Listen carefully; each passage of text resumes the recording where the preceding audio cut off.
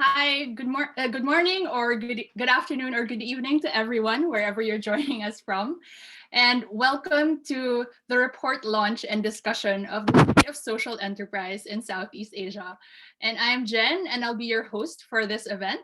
And yes, so we'd like to thank you for making the time to join us today. And this event was made possible with the collaboration of the partners for this report as well. And we'd like to acknowledge the research partners who have taken part in this the creation of this report and this event. We'd like to thank Elevate Social Enterprise Summit, uh, the HKCSS Social Enterprise Business Center, the General Chamber of Commerce of Social Enterprises, and Dream Impact, all from Hong Kong. And from Indonesia, we'd like to thank Platform Usaha Social. From Malaysia, our group, Pandemic, who also took part in this research. From the Philippine Social Enterprise Network. And from Singapore, Soristic and RAISE. From Thailand, the Thailand Development Research Institute and Social Enterprise Thailand. And from Vietnam, the Central Institute for Economic Management. And of course, this event and this report would not have been possible without the help of our partners from the United Nations Economic and Social Commission for Asia and the Pacific, and of course, Social Enterprise UK. And this event was also supported by HSBC. And without further ado, I'd like to turn the floor over to Jonathan Wong of UNESCAP to open this event. Thank you very much, Jen. As Jen mentioned, I'm the Chief of Technology Innovation at UNESCAP. Essentially, just so you know what I do, I advise governments on a lot of things, but one of the relevant things is on social enterprise policy. And let me go back 5 years, actually, 5 or 6 years now, back to 2015, when the world signed up to the most ambitious agenda the world has ever signed up to, which were the Sustainable Development Goals. And these were a set of 17 goals that aim for the betterment of economy, society, and the environment. And of course, social enterprise as a concept really captured the imagination of governments around the world because of the three-dimensional nature of social enterprise. Enterprises looking to solve social and environmental challenges. It was a theory that fitted perfectly with the SDGs. So we've seen real appetite from policymakers to actually do something about this and support social enterprises and ecosystem actors as well. So back in 2017, I think Tristan and I had a chat, and we formed a partnership between the UN and the British Council to really support policymakers to create that enabling environment for social entrepreneurship to thrive and indeed meet the SDGs.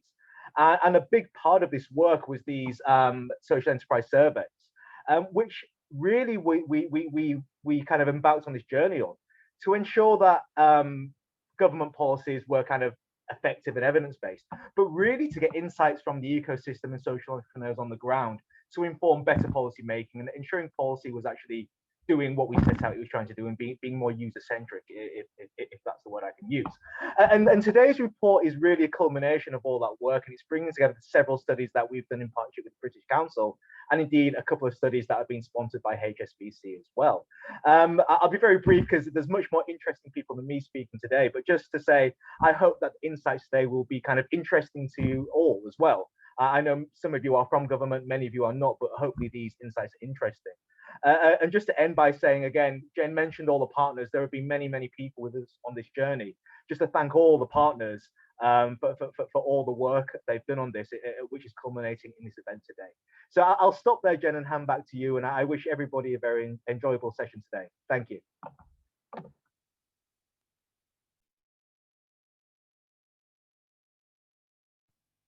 Thanks so much, Jonathan. Thank you so much.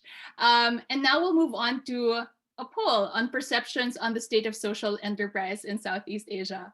And we're going to launch a poll right now on Zoom just to get a feel of, what are you guys thinking about of social enterprises in Southeast Asia? And so we have a few questions that that you can now answer up on the Zoom poll. So how many social enterprises do we estimate there might be in Southeast Asia? 100,000, 500,000, a million even? Do you agree or disagree that social enterprises are much more likely to be led by women than business, more widely. And lastly, what do you perceive to be the biggest challenge of social enterprises in your country? So is it funding and finance? Is it cash flow? Is it recruiting staff, or a shortage of skills? So you can scroll down to answer the 3 different Zoom poll questions.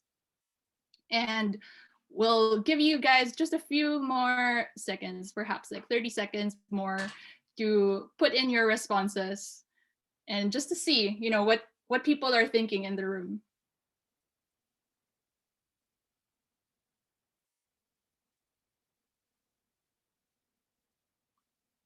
Okay, we see the responses are coming in. Very interesting responses as well, and the answers to some of these questions perhaps we'll hear more from the upcoming presenters of the report, but also just interesting to see what you guys think, and perhaps how the report might validate or perhaps debunk some of the things that you're actually thinking. Okay, so I'm going to end the poll now. And you can see on the screen, we have majority of people, 43% thinking 100,000, there are 100,000 social enterprise that in Southeast Asia. We also have 43%, exactly the same figure, thinking that there are 500,000 social enterprises, and just 15% who think that there might be 1 million. I know it sounds like a big number. And then for the second question, we have 84% who agree that women are more likely to lead social enterprises, and only 16% who disagree. And finally, we have 57% of people thinking that funding and finance is really the primary challenge of social enterprises in their country, followed by 20% on cash flow, 11% for lack of access to advice or mentors, and 9% on shortage of skills or recruiting of staff. So with that said, I would like to segue to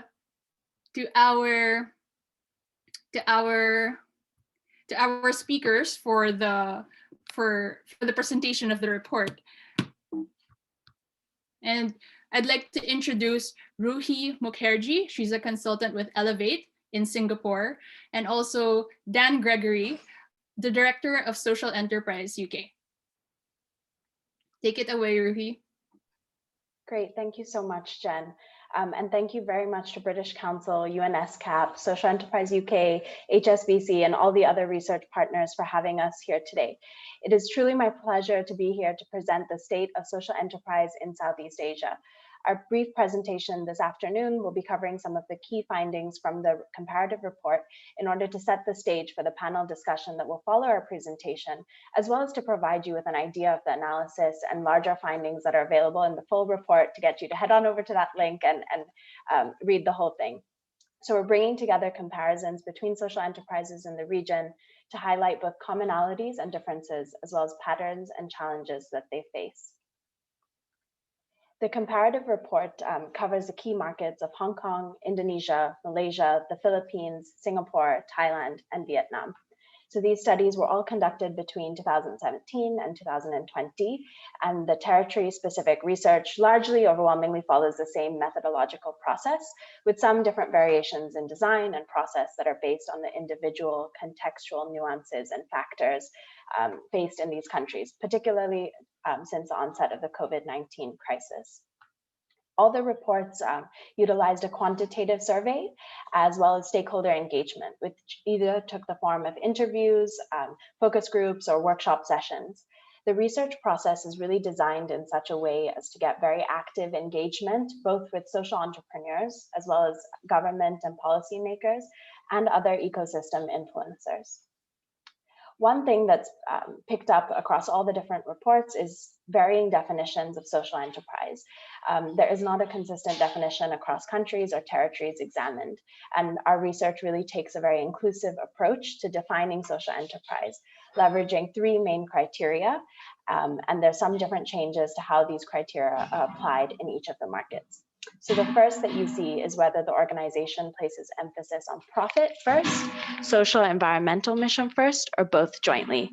And then what proportion of the revenue is coming from grants or endowments versus trading. And then lastly, how profit and surplus is used. I'm then going to hand over to my co-presenter, Dan, to cover the next piece. Hi, folks. Good morning, good afternoon, good evening. It's fantastic to be here. I hope you can see me and hear me okay. But mainly, I really just want to say thank you so much to Rui and to all the other partners and researchers involved in this work. It's been a pleasure for us to be involved. So I work at Social Enterprise UK and have been involved in a range of research with the British Council around the world and across the region. But really, this is the work of our partners in these 7 countries and territories. So we've learned so much, and I'm just absolutely delighted to be being able to support some of this work and to help present it today, along with Rui and the others. Rui mentioned about the definition of social enterprise, and in every country, we've obviously had to think about who are the organisations that we're reporting on. And it's not straightforward, as Rui says. There's not a universal definition. In many countries, there's not a legal definition. In some, there are, and it varies from country to country. So in each of the particular studies that happened over the last 2 or 3 years, we used criteria or characteristics to determine which organisations we were reporting on. We tried to be as inclusive as possible to encourage respondents, whoever they were and whoever they might be, whether they could be a social enterprise or could be considered one. And then it was in the analysis stage that we were able to sort of investigate that in more depth and report back. But in every country, except from Vietnam, we attempted to make an estimate of the total number of social enterprises. So if you've been following the reports closely, then you will already know some of this. Indonesia, for example, the estimate came out a few years ago, and that might have helped you with the poll earlier. And you can see that the numbers vary really significantly in terms of estimates, but there's 2 or 3 things I'd like to emphasize here. First of all, these are absolutely estimates. They're based on extrapolations from a relatively small number of organizations, and then looking across, say, the NGO community, cooperative community, MSME community, and saying, well, if 1% of MSMEs may be social enterprises, how many would that give us in the country? And using some sort of different approaches to try and understand that. And I think we're quite confident about some of them, but less confident about others. So it's a mix of approaches. So if you add all these together and you look at the work that's been taken, you can see that the estimate would come somewhere between, say, 500,000 and 1 million social enterprises across the region, which is, it's great to have that number, but absolutely it's an estimate. The second thing to say is that not all these organizations, businesses would self-identify as social enterprises. These are ones that would meet our criteria. So that doesn't mean that they believe they're a social enterprise or use those terms in that way, but actually there may be, and I think this is perhaps where we can see that the figures become more credible, organizations that meet these criteria. So they have some kind of commitment to social purpose, they are trading and earning fees, and they're reinvesting those surpluses or profits in their mission. And you can see how this might include organizations like sports clubs, village associations, organizations that we wouldn't necessarily think of or refer to as social enterprises, but absolutely, why wouldn't they be? And then have those same characteristics as ones that may use that term. So we hope it's the start of a deeper work and something to build on in future. The other thing to say that does make me feel more confident in these figures is if you look at the per capita figure across these different countries and across other ones that we've looked at around the world, you see relatively consistent figures in number of social enterprises per head. So there's, even though the countries are different, we've used different figures to arrive at these estimates, you end up with a relatively similar per capita figure, which starts to make me think that there could be something here actually. Okay, if we continue on to the next section. I won't sort of go through all these on the slide, I'll read them out for you, but this is really an overview and a sort of summary of what you will see in the report. which presents the overall picture. So it's obviously a huge diversity across the region, really different messages and different insights and different sort of landscapes and ecosystems in each country. However, absolutely there are some commonalities. And I think even across the world, let alone across the region, we've seen this idea that we have more in common than divides us, and social enterprises across the region, the evidence that we didn't know we would find until we kind of go through the Excel, go through the surveys, go through the analysis. Actually, there's a consistent story coming out across the work of social enterprises across the region. So I'll pick out a few here. I think absolutely we're delighted and really encouraged, which of course people know anyway for those organizations representing social enterprises, but to see the evidence of it from this side, that these are businesses which represent the diversity of the communities in which we live. So led by women disproportionately more than we might expect, led by young people and supporting excluded groups. These are not organizations in one particular corner of society, the economy. They're really diverse, working across all sectors of the economy, working in different markets, public service markets, working with business to business, working retail on the high streets and shopping malls of the region. They're incredibly diverse. And I think, that's just great to be able to say that this is not an obscure niche part of the economy. It's something which we may all encounter in our daily lives, and particularly giving voice, empowering, creating opportunities for those that may not normally have those opportunities, whether those are certain excluded groups, women, young people, who might find it difficult to access jobs in the labour market and so on. And also, finally, I think on this overview, the positive story in terms of their economic prospects, their optimism, their innovation, and the fact that they've grown recently. There's in many countries almost an explosion of startups in this space, and seeing the sort of a wave almost across the region of social enterprises appearing on the scene. Of course, they have a long history and long tradition, but ever more social enterprises growing, increasing their activity, and feeling optimistic about the change they can make in the future in many different diverse contexts. Let me go back to Rui to go into a bit more detail on some of our findings. Great, thanks, Dan. As Dan mentioned, there are absolutely commonalities that are found through the research. Social enterprises across the region are delivering impact. They're trading locally, regionally, and globally, and they take a very wide variety of legal forms. As Dan mentioned, they're often young and they're often small businesses. They have a diversity of objectives and sectors of focus, and are working with a very wide range of beneficiaries across all the countries we evaluated. They're often focused on working on benefiting a particular community, such as disadvantaged or marginalized groups, and then creating jobs, opportunities, and services, particularly for vulnerable people in these markets. One thing to note, there's growing support ecosystems of policymakers, capacity builders, platforms, financiers, higher education institutions in each country, with some of these support ecosystems being comparatively more mature, whilst others are in their infancy. Across the region, governments have been and continue to be developing policies and strategies to support the development of social enterprise, and are really prioritizing that as an area of focus.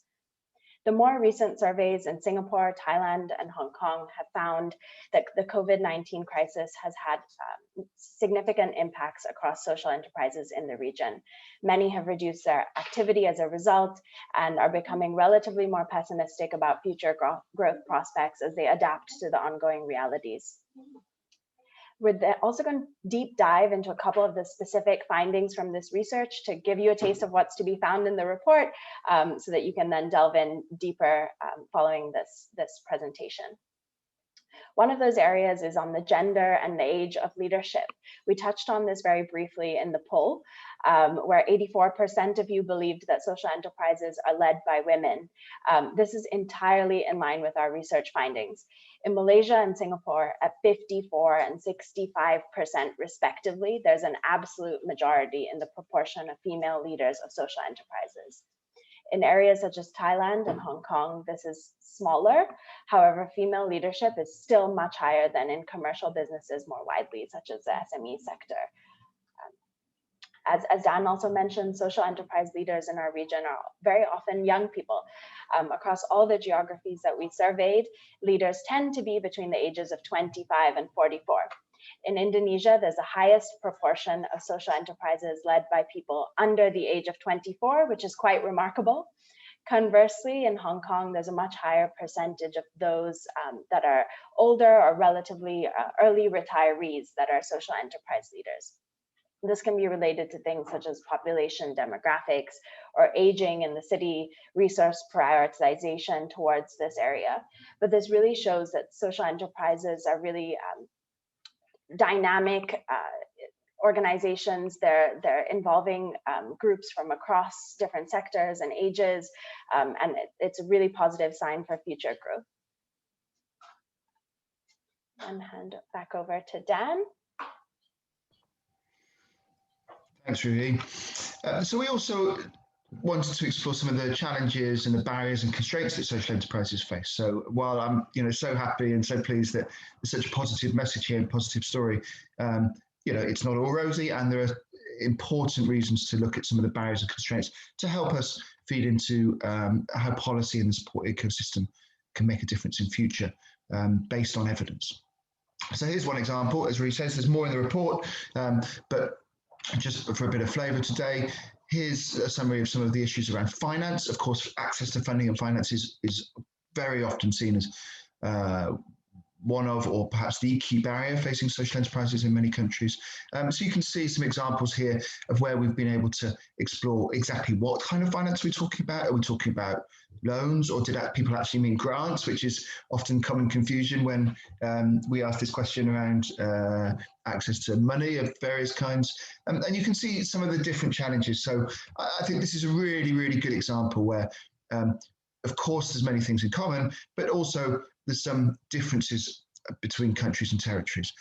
Some of these differences are ones which perhaps are obvious and that we could guess at. So here, for example, you can see cost of premises was highest in Hong Kong. And I don't think that's particularly surprising or insightful, or is going to change anyone's understanding of what's going on in Hong Kong or elsewhere. However, when you look at access to investors, this was also found to be a challenge in Hong Kong. And that's perhaps more of a surprise, given Hong Kong's kind of leading role as a financial centre. So I think once we start to compare our survey findings from social enterprises to business more widely, and from social enterprises in one country to another country or territory, we start to get a sense of what's going on that is unique to this country or specific, or actually this isn't a business in general problem, it's something particular to social enterprises, or this is not a global problem, there's something specifically challenging in a certain context. That's the really rich evidence that allows us to inform the future work of funders, financiers, incubators, accelerators, and policy to respond more appropriately to the needs and challenges faced by social enterprises. Finally, I think if we go on to the next section, this again is also, I think, hides an important message. So this is, again, fantastic news. The vast majority of social enterprises across the region are optimistic. They are positive. They expect that they can grow, take on more staff, move into more areas, more markets, diverse markets, and increase their trading activity. You can see it's slightly different among countries, and actually there's something here going on which a few of you may have spotted, which is actually Hong Kong and Singapore are where growth expectations were lower. Now, it's absolutely clear to me that because these surveys have taken place over the last 2 or 3 years, Hong Kong and Singapore and Thailand were the 3 most recent surveys. And in fact, Hong Kong and Singapore overlapped, if you like, with the COVID, the arrival of the COVID pandemic. So what's happening here is actually this graph is really telling us about COVID and how it's completely changed expectations, and it's changed the economy, and it's made working conditions very difficult for any kind of business.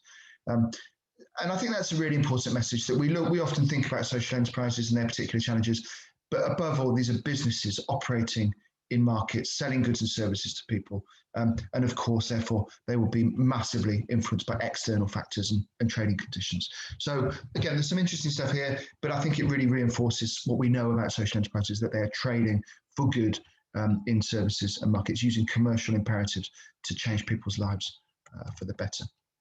So please have a look at the report. Please, go and compare your country to another one to see what emerges. And I hope that work allows us to all respond better in future to the needs of social enterprises, who are the real heroes here, along with our researchers. And I'm so pleased once again just to say thank you so much to all the research teams in each of the countries. This is their work, and this is their contribution to helping us create a landscape and an ecosystem that makes it easier for social enterprises to affect lives for the better in future years. So back to Rui, I think, to finish us off. Great, thanks, Dan. And tied very nicely to that landscape and support ecosystem for social enterprises and to contribute to their growth is our final piece on how critical these ecosystems are for social enterprises in terms of offering them guidance and capacity building, along with business support services and connections to even financial resources. So as I mentioned at the beginning of our presentation, the research has found that the social enterprise ecosystem in each of the geographies we analyzed is at different levels of maturity. While some are in their infancy, whilst in others, the landscape is much more mature. The ecosystem then includes policymakers, enablers, capacity builders, from incubators and accelerators through to networks, funders, and even education and training providers.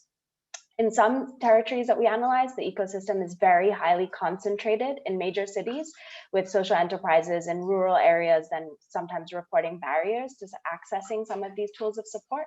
Whereas in other geographies that we looked at, such as Hong Kong or in Singapore, this is less concentrated. Governments are also exploring a number of different approaches to supporting social enterprises, from fiscal measures, legislative changes, procurement regimes, and even business policies that relate to the wider commercial ecosystem, such as SMEs, can be very significant enablers for social enterprises. So before I hand off to Tristan, we just wanted to say that research such as this really does provide a very valuable baseline for ecosystem players and also for governments to track the growth of this sector and understand the challenges and barriers that are faced by social enterprises further. And with that, I'll hand over to Tristan Ace from the British Council.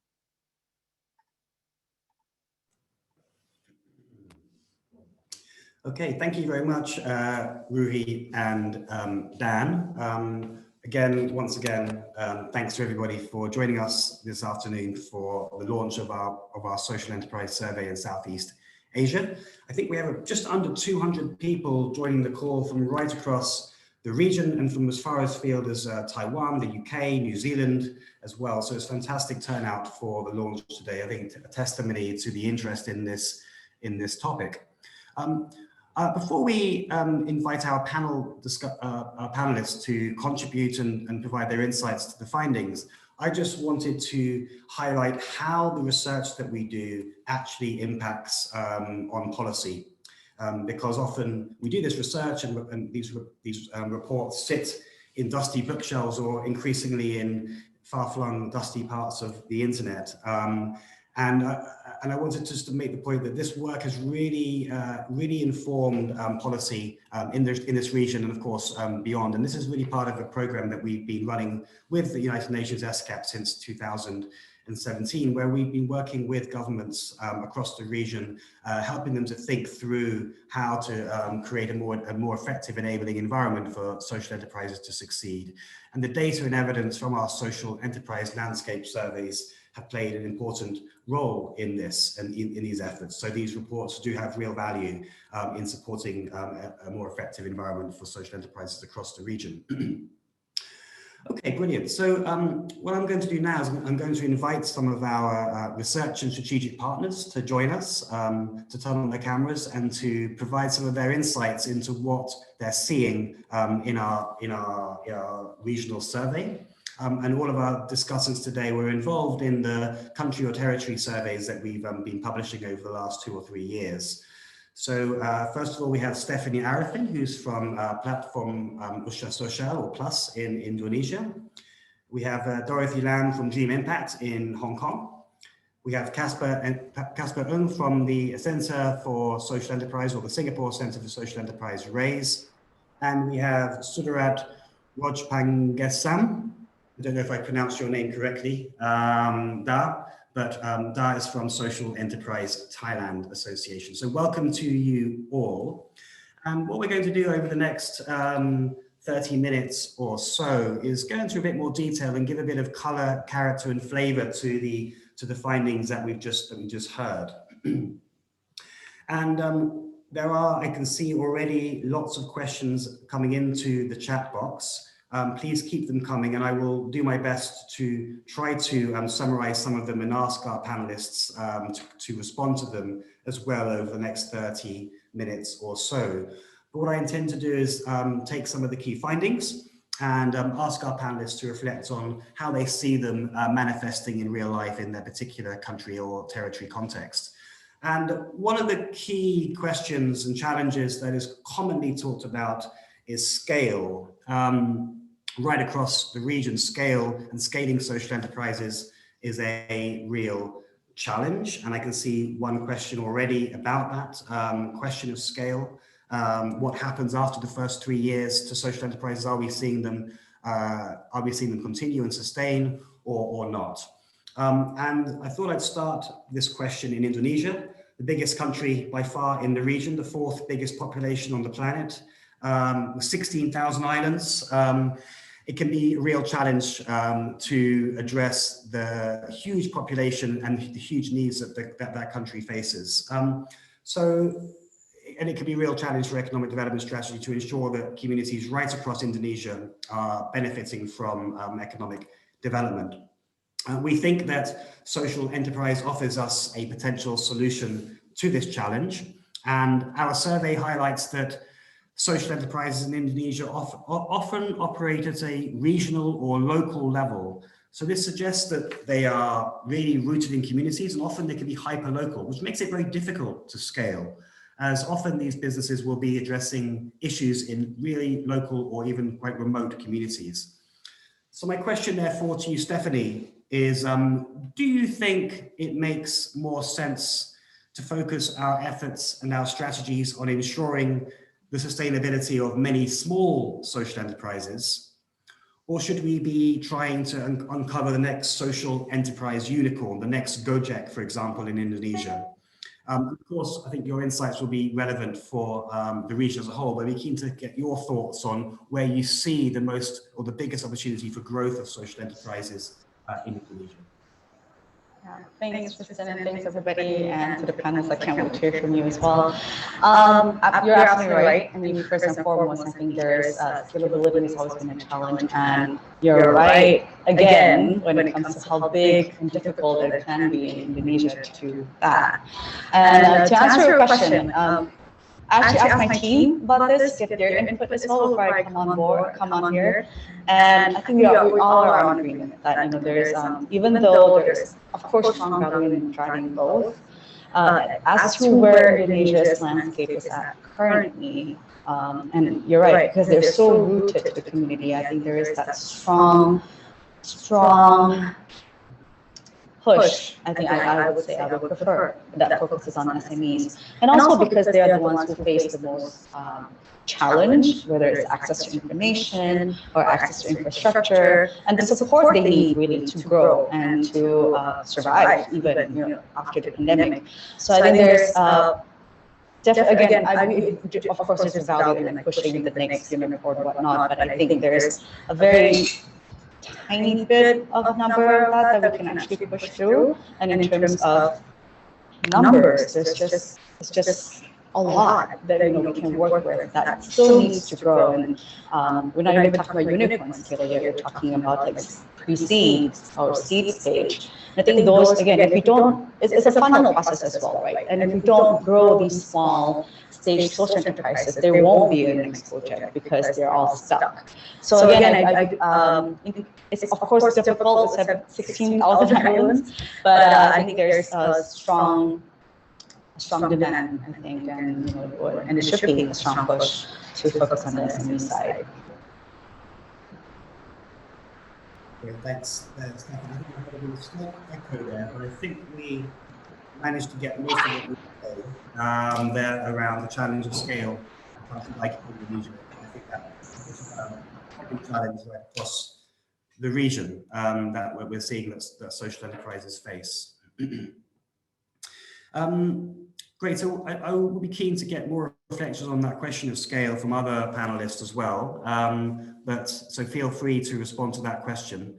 However, I have some more specific questions that I want to focus on. I'm going to move over to Singapore and to Casper, where we've seen perhaps the strongest evidence of this trend around leadership of women and leadership of young people. So we've got almost 2/3 of social enterprises led by a woman in Singapore, and 40% of social enterprises are led by someone under the age of 35. Of course, these are common right across the region, but particularly pronounced in Singapore. So my question to you is, what do you think is driving this interest amongst these two groups in Singapore? And is there something you could say that perhaps would be relevant for across Southeast Asia as well? Why that trend is that trend that you're seeing in Singapore something that you see across the region too? Yeah, well, thanks, Tristan. I suppose interesting question. Difficult on many fronts personally for me. I mean, the obvious reason, of course, being that I'm the only guy on this panel. Less aside, of course, you, but you're the other moderator, so it doesn't count. And definitely, I am not below 35 years of age. So, but if I could venture to answer the question, I would say that perhaps both in Singapore as well as regionally, we do see a new generation rising up. You know, this new generation, I would say that they have the highest level of literacy rates that we've ever witnessed across history. They are hyper-connected, they are very tech-savvy, and they are also very exposed to a lot of things that perhaps could be social issues, or there could be things that they are very much more aware of than compared to the previous generation. I would say that in Singapore, perhaps in terms of the level of educational attainment by the population, in terms of access to financial resource, the connectedness, and also the opportunities that present themselves, perhaps Singapore could have that initial advantage. And we also see that, you know, the younger generation, as I mentioned earlier, are quite different from, say, people of my generation, where what they are motivated by and what they are satisfied by are quite different from what we previously would like to focus our lives on, you know, in terms of getting a very stable job, you know, getting a job that's well paying, you know, get our condos, our cash, our cars, etc., things like that. They are very socially conscious. So I think that's really one of the key motivators that I would say perhaps Singapore could lend itself in terms of why there are so many more young people that's coming up. I would also say that, you know, there is a bit of a trend that we see as you can look at the data. Primarily, the young people in Singapore are between the ages of, say, about 25 to, say, early 40s. And these are the times where they have actually gone out into the workforce.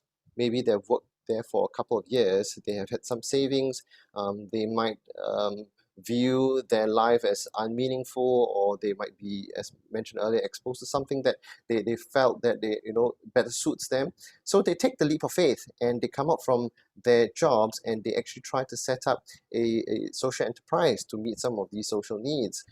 The difference being them choosing a social enterprise as versus a charitable model, I think it's also because of the fact that the charity scene in Singapore is rather mature, and there is a sense of donation fatigue, and people want to explore different ways of actually addressing social needs, and the social enterprise model actually provides them this model by which they could address a social need and yet be financially sustainable.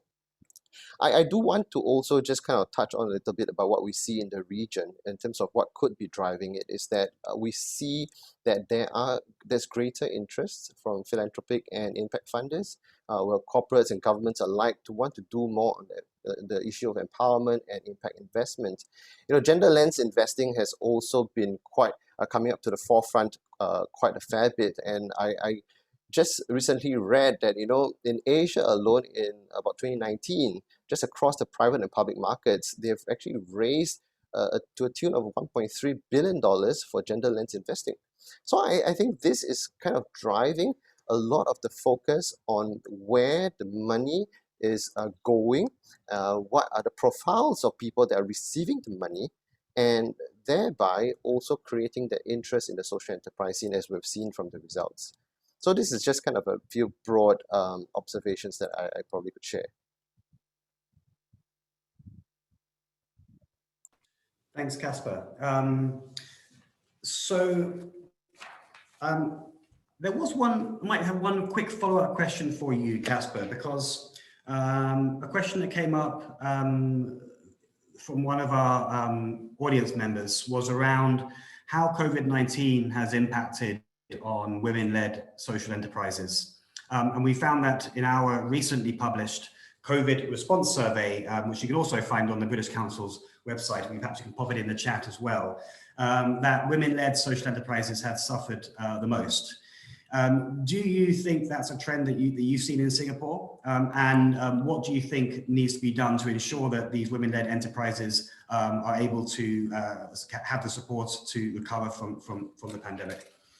Yeah, I wouldn't attribute it directly to the pandemic having a direct impact on women-led enterprises alone. I think it's just by sheer virtue of the proportion of women-led enterprises in Singapore. Thereby, when the fallout of COVID happened, of course, more women-led enterprises would have faced the brunt of it more. I would say that it really boils down to the profile of the social enterprises that we see in Singapore. Many of them are micro small businesses, and therefore they are already at the start, struggling to get on their feet, struggling to get the business model right. And, even in good times, pre-COVID times, Singapore is a very competitive and very challenging market. So for them to even make a mark for themselves and to make their business at the same time, drive social value, these twin bottom lines are difficult enough. So with COVID coming in, that said, I think the government has come in with quite a lot of assistance during the COVID period, particularly for businesses at large. And we do see as well, since the survey has been concluded, we do see an uprise in terms of the recovery of the market. So it's almost like a K curve, if you like. In fact, we have actually heard from some of our social enterprises that, whatever revenue loss that they've had at the first instance during 2020, when COVID was at the height in Singapore, where there was plenty of lockdown in the society itself.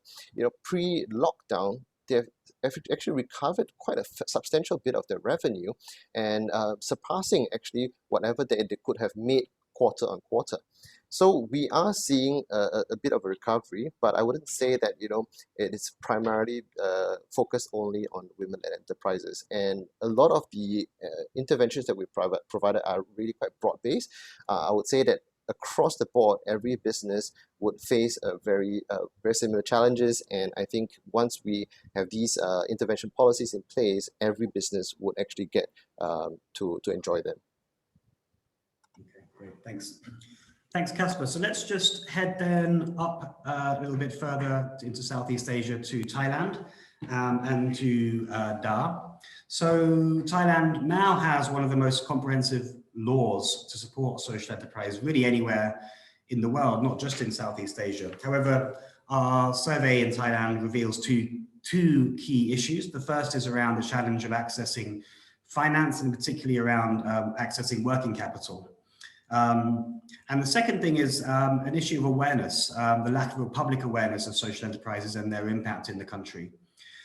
So is this something that, what do you see, how does this issue manifest itself in the Thailand context? And when you think about the passage of this new law, what do you think, are you optimistic about the future growth of social enterprises as a result of the new law and its subsequent implementation? Thank you, Tristan, for the questions. I'll try to cover as many points here as possible. So on your question about the capital and limited awareness on SEs, I see there are challenges as mentioned by the respondents in the survey. So I'll talk a little bit about the public awareness on SE before the capital challenges, because I believe the latter takes longer time to elaborate. So I think that on the point of the awareness challenge, maybe I could show, for example, like comparing to tech startups, SE are less attractive for investors because the lack of understanding about their social and environmental impact apart from the financial returns.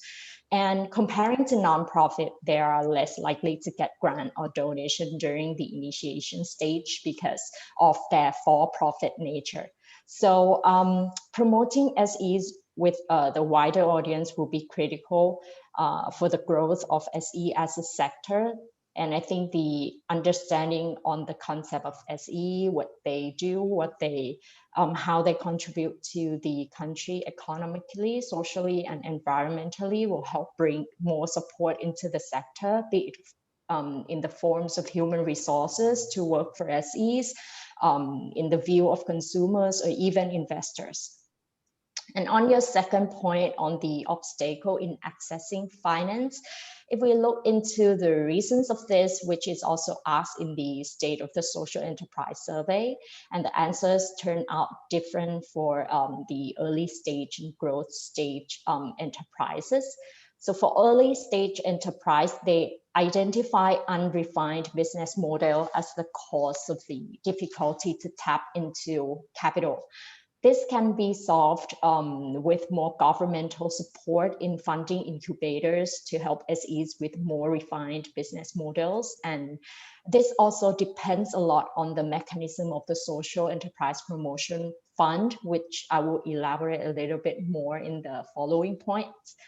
But for the growth stage enterprise, they mentioned that access to investor is low due to limited network. And for the bank loans, they say they're not meeting the requirement for bank loans.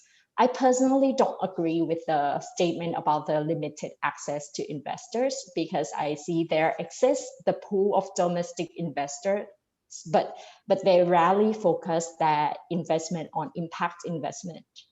So I think impact investment in Thailand is still very premature, and there is still opportunity for intermediaries to play a role in influencing investors to commit parts of their portfolios to invest in SEs, as well as bridging the gap between the investors' expectations and the SE's financial and impact performance. And on the government side, the Securities and Exchange Commission has already deregulated public offering for SEs to ease the process of inviting outsiders to invest in SEs. The Social Enterprise Promotion Act also sets the framework that allows the government to give tax incentives to institutional or corporate investors.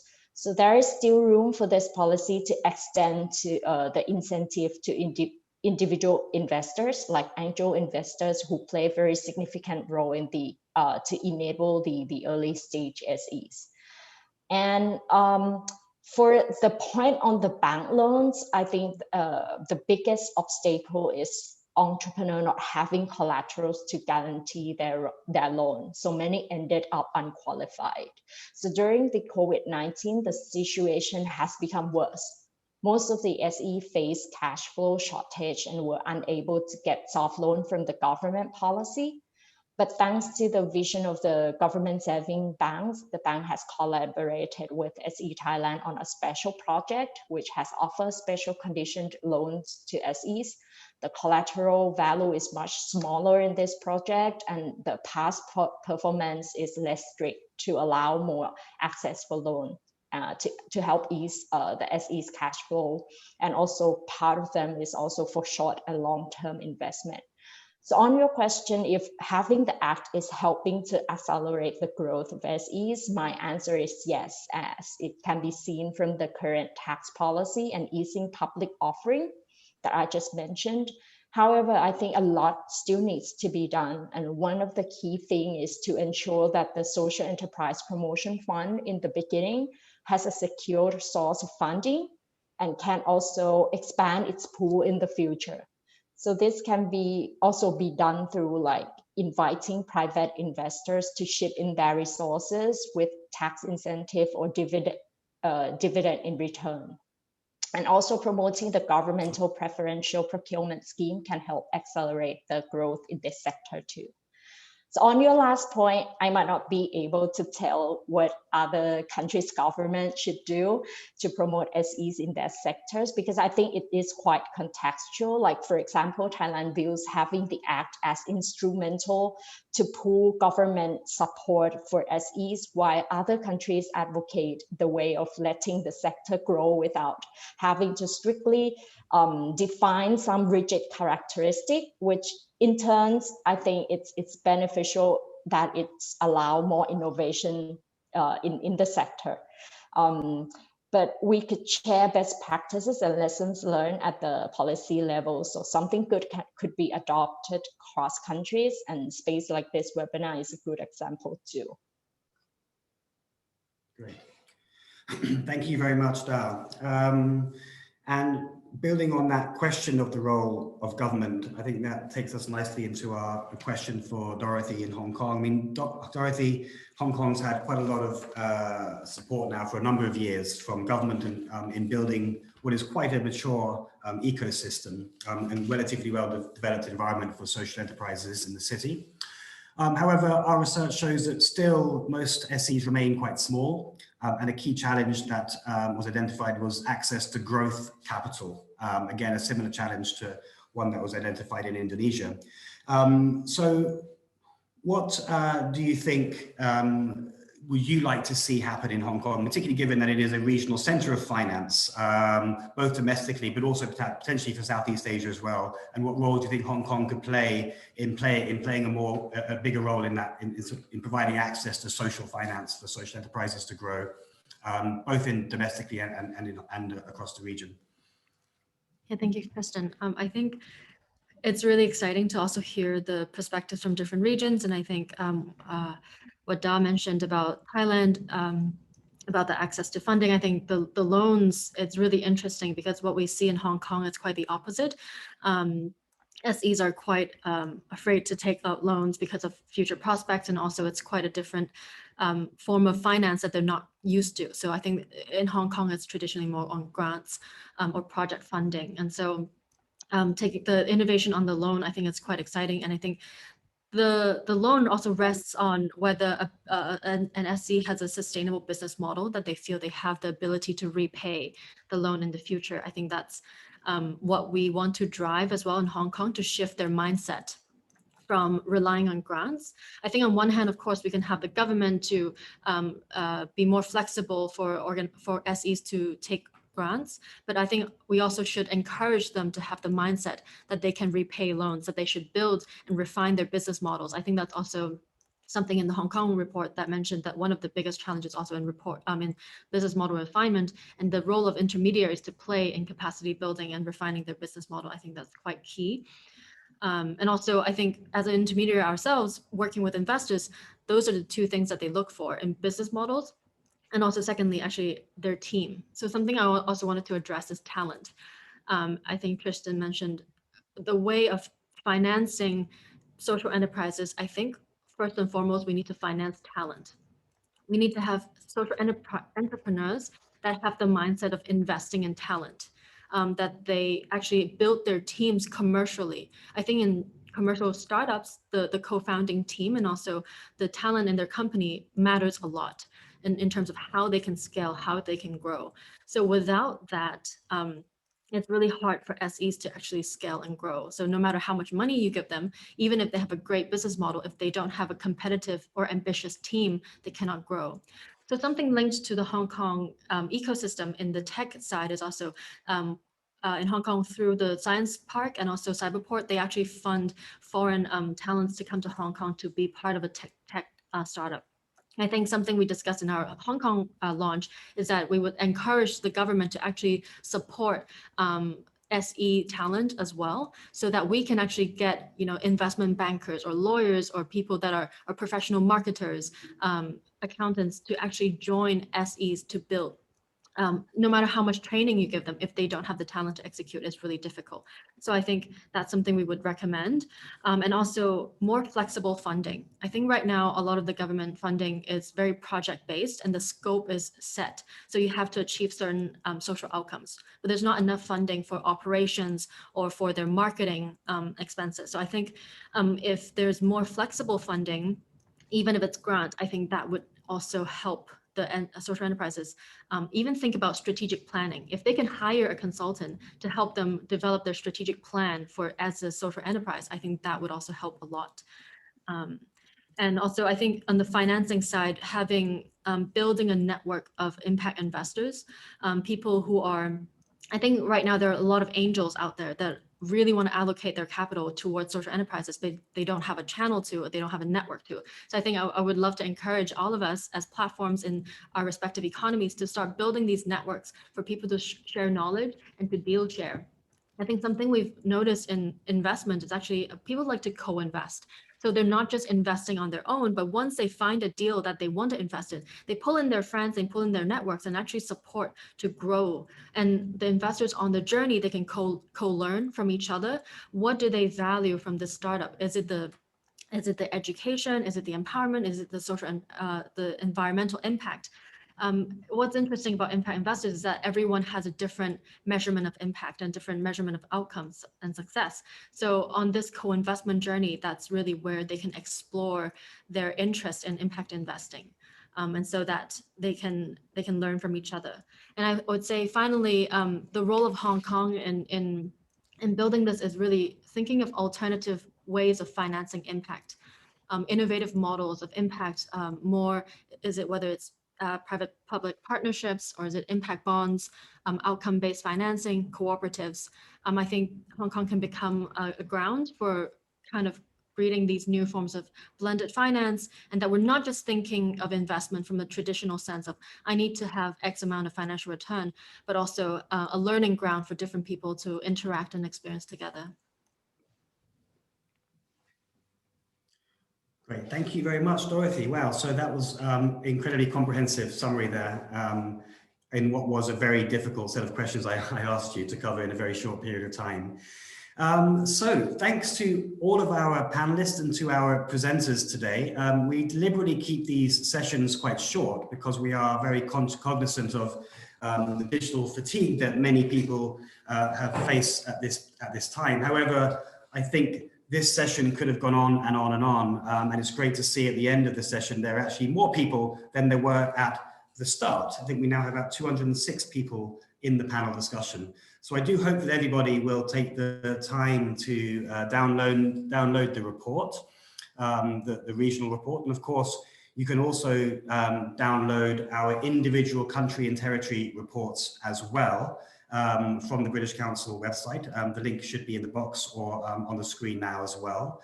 The most recent reports we launched were Singapore last week, Thailand and Hong Kong earlier this year. And then we had subsequent reports for the other countries in the Philippines, Vietnam, Malaysia and Indonesia. So please do take the chance to look at those reports. This particular group of researchers and strategic partners that have been involved in this study will be taking the opportunity in a couple of weeks to meet and to explore and go into the detail of the findings in more detail, to look at how we can work together to take some of those recommendations forward. So we'll be doing that as a community. And of course, one question that was asked specifically to the British Council, which I might just take 30 seconds to answer, was around what our role is in doing this work. And I think today's webinar is a great example and great of exactly why we do this, which is to bring different organizations, different communities, different social entrepreneurs together across the region and of course with the UK as well, to share learning as we address some of our shared challenges as well. So as a cultural relations organizations, that is really, I think, a critical reason why we do all this work. Thank you once again to everybody for joining us. We haven't had a chance to respond to all of the questions, but hopefully please do feel free to contact us.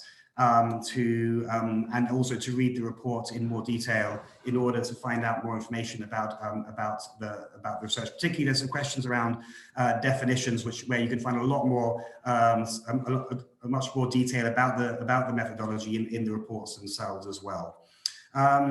So thank you very much again to all of our researchers for the fantastic efforts over the last 3 years. It's been a fantastic journey, and I'm delighted to have launched our report today. It's a culmination of what is almost four years worth of work, surveying over 1,000 organizations across the region, all doing some fantastic work, and we look forward to their continued impact in the coming years. So thanks very much indeed.